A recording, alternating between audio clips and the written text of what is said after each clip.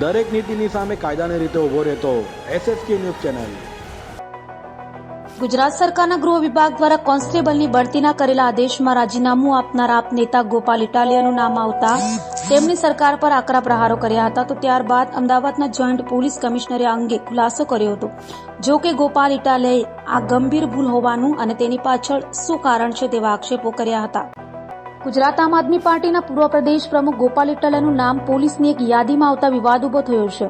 ખુદ Gopal ઇટાલિયાએ social media પર સવારે પોસ્ટ કરીને ગૃહ રાજ્યમંત્રી પર કટાક્ષ કર્યો।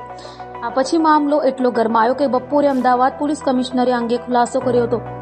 જો કે ત્યારબાદ બુધવારે સુરતમાં ગોપાલ ઇટાલિયાએ પત્રકાર પરિષદ સંબોધી હતી અને જણાવ્યું હતું કે ગુજરાત સરકારના ગૃહ વિભાગની આ ગંભીર બેદરકારી છે। ફક્ત ગોપાલ ઇટાલિયા નહીં પરંતુ આવા અનેક રાજીનામું આપનારાઓના નામ લિસ્ટમાં હોવાનું કહ્યું હતું।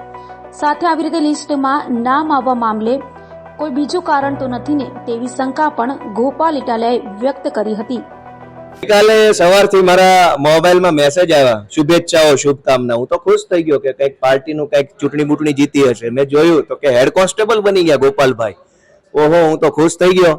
પછી મેં જોયું કે આટલી બધી શુભેચ્છાઓના મેસેજ, તો જાણવામાં આવ્યું કે અમદાવાદ શહેર પોલીસ દ્વારા કોન્સ્ટેબલમાંથી હેડ કોન્સ્ટેબલની જે યાદી બહાર પાડવામાં આવી છે એમાં મારું નામ છે।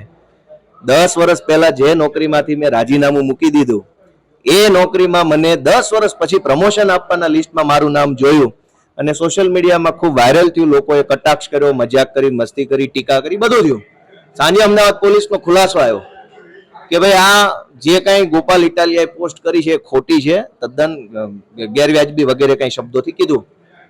પણ એ લિસ્ટમાં ગોપાલ ઇટાલિયાનું એકલાનું નહીં, અનેક એવા નામ છે કે જે લોકો હાલમાં કોન્સ્ટેબલ છે જ નહીં। તો જે માણસ કોન્સ્ટેબલ જ નથી એનું એ લિસ્ટમાં કેવી રીતે નામ આવી ગયું?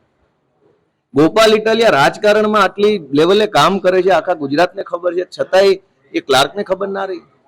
અને સૌથી મહત્વનો વસ્તુ કે એ લિસ્ટ કોન્સ્ટેબલમાંથી હેડ કોન્સ્ટેબલ બનાવવાનું છે, લોકરક્ષકમાંથી હેડ કોન્સ્ટેબલ બનાવવાનું નથી। હું નોકરી કરતો હતો ત્યારે હું લોકરક્ષક કોન્સ્ટેબલ હતો।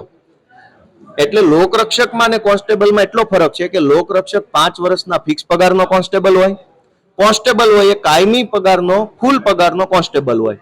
હું ફિક્સ પગારનો કોન્સ્ટેબલ હતો। આ જે લિસ્ટ છે ફૂલ પગારના કોન્સ્ટેબલોનું છે।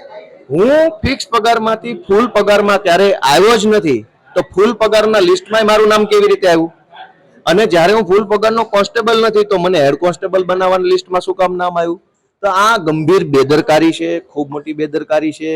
ખાસ કરીને પોલીસ વિભાગ જેવા સેન્સિટિવ વિભાગમાં જો આવી બેદરકારી હોય તો ક્યાંક મનમાં શંકા અને ડર આવે કે જેમ ભૂતિયા શિક્ષકો હોય છે એમ ભૂતિયા પોલીસવાળા નહીં હોય ને, અને ભૂતિયા પોલીસવાળાનો પગાર કોઈ નહીં ખાતું હોય ને, આ ડર લાગે, આ ચિંતા થાય છે। એટલે મારી માનનીય 8 પાસ ગૃહમંત્રીને વિનંતી છે કે જરાક આમાં ધ્યાન આપે અને આ પોલીસ ખાતામાં આટલી બેદરકારી યોગ્ય નથી। દરેક નીતિની સામે કાયદાની રીતે ઉભો રહેતો SSK ન્યૂઝ ચેનલ।